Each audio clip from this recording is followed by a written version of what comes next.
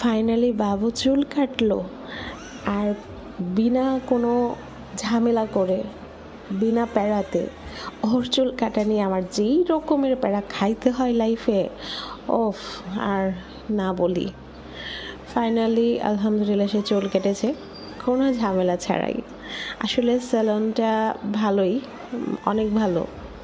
বাবুরা গিয়ে খেলাধুলা করে, খেলাধুলার মাধ্যমে আসলে চুলটা কাটা। ও হয়তো গাড়ির কারণেই হয়তো কোনো ডিস্টার্ব করেনি এবারই প্রথম ও চুল কাটা নিয়ে কোনো প্যারা দিল না। বলে মাম্মা মেয়ের তো লম্বা চুল রাখবে। আসলে বাচ্চারা তো এমনই হয়, তাই না? ওদের না যেটা করা হয় দেখা যায় যে তারা সেটাই বেশি করে আরও, তাই ওদের বুঝিয়ে সুঝিয়ে আসলে করতে হয়। ও বাচ্চা মানে একটা বাচ্চাকে মেনটেন করা যায় কি, আমি মনে করি পাহাড়ে এভারেস্টের চূড়া জয় করার চেয়েও বেশি কিছু। যাক, ফাইনালি সে চুল কেটেছে। ও হাফ ছেড়ে বাঁচলাম।